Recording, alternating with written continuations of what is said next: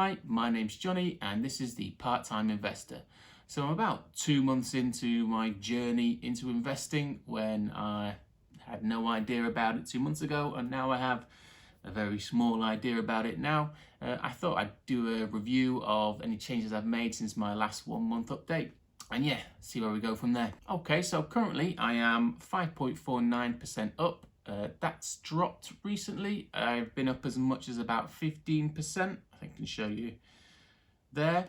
However, this last week it's dropped down from about 10% to just over 5%.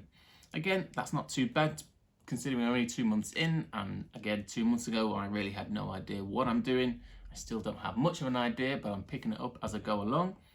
So if we have a look at the changes I've made, so I've added AstraZeneca stock to my portfolio. I wanted to add some different asset classes in there, and it didn't have any healthcare or pharmaceutical stocks. So after having a look around, I decided to go with AstraZeneca. It's very heavily invested into coronavirus research with Oxford University. It's currently quite highly priced, but I think in the long term, it's going to do well. The next stock that I bought was Bellway. Now that's a construction company, a property developer. Again, it was another asset class I didn't have, particularly in the construction industry or property. If you have a look at Bellway, since 2012, it's increased in value by over 200%, and that's including the hit it's taken from coronavirus.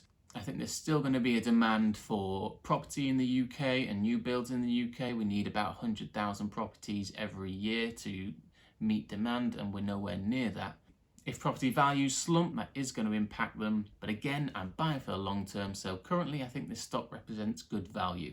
If we have a look at a couple of the financial information, we can see that it's got a decent dividend yield of 3.91%. If you have a look at the income statements, over the last 3 years, it's increased its revenue and profit slightly, with a pretty decent profit margin of 16.76%, which is very good within the construction industry. I haven't made any additions to my travel stocks as I was overexposed to those to begin with. However, I did sell out of a lot of my EasyJet stocks. I was about, I think, minus 16-17% last time I did my review. Since then, the airline stocks have shot up. When it got to about 5-10% up, I sold out the majority of my EasyJet stocks and put that money into or towards my AstraZeneca stock. Since then, it did go up to about 60% up, something like that. So I could have made a fair bit more money on it. But since then, it's dropped down again to, it's currently at 9.79%. So it wasn't such a bad idea to have sold out. I haven't lost that much in the long run if I was going to be holding on to this stock. Some other changes I've made is I've bought the iShares Physical Gold ETF, and that just follows the price of gold. The reason why I did that is because I'm unsure as to where the stock market is going to go, at least in the short term, and gold is generally considered a hedge against equity prices. So if stocks go down, then gold tends to go up, or if there is perceived risk in the stock market, people tend to put their money in gold or a proportion in gold, as it's seen as a safe haven.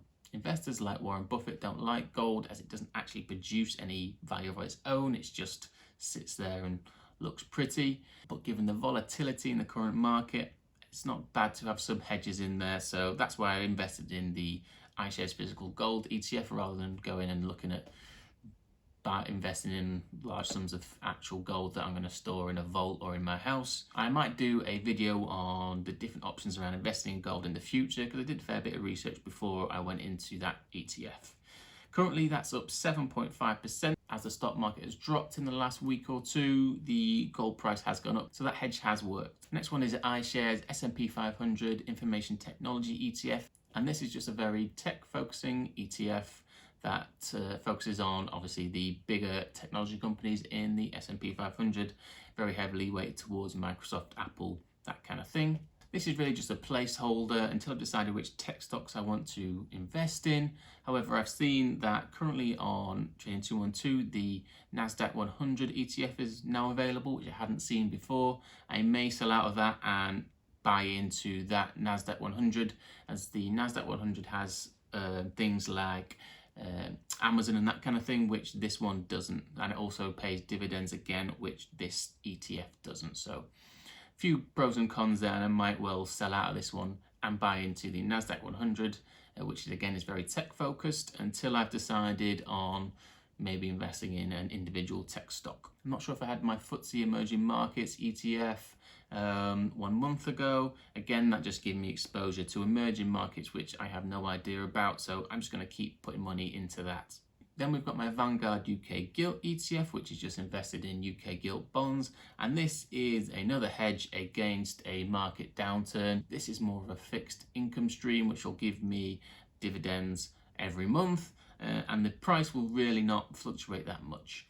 As you can see, I bought it about maybe a month ago and it's dropped 0.03%. It's been up that, down that. It's really just not moved at all. Bonds aren't really going to be a big proportion of my investment portfolio, but it's definitely going to be part of the mix as part of a diverse portfolio, which is particularly important during times like these where the stock market could easily crash again. Okay, so they're the changes that I've made. If we have a look at my current performance of 5.49%, that is losing against the S&P 500 ETF. That's up 7.23%, so about 1.5-ish percentage points below that market, or when I invested in there anyway. I'm not too upset with that at the moment. A 5% increase over 2 months is pretty good, a lot more than I would have expected, especially as I'm only hoping for about an 8% gain during the year, not including dividends, so hopefully about a 10% gain in total. Talking about dividends, I've actually received some now, so I can have a look at that. If you go into the kind of settings area and history, that's where you can see where your dividends are. So we can see the dividends that I've received. I've received some from Norton LifeLock, Royal Dutch Shell, Unilever, and my Vanguard UK Gilt ETF. Another thing, actually, because I've received a American dividend, you can have a look at the withholding tax that they would have charged on me. So if we have a look at the details, we can see that the amount per share I received was 11 cents per share. But if we were to have a look at the information on, I don't know, Dividend Max or something like that, in terms of the payments made, that is 12.5 cents per share. So I have been deducted a 1.5 cents per share tax before it's paid into my account. Now that isn't actually 15%. I think when I did the calculations, it should be 10.6 cents per share. So I'm not sure why that is. Maybe it gets rounded up, or I don't know, but it's not exactly 15%. So I'm not sure where that's coming out, especially all my calculations are showing it's not 15%. I might be wrong.